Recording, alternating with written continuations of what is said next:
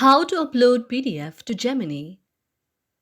If any day you are a Gemini AI user and you would like to upload a PDF to your very Gemini but you do not know how to do that, just follow the following steps.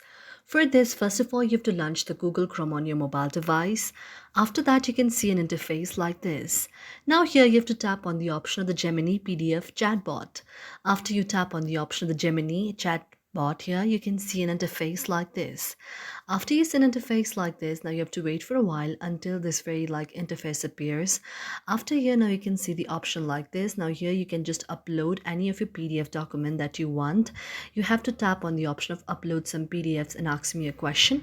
And after you tap on it, you can just upload a PDF from your phone and you can tap on any of the message and ask it to the Gemini AI and it will answer it. Thank you for watching our video, and if you really like it, do not forget to subscribe our channel.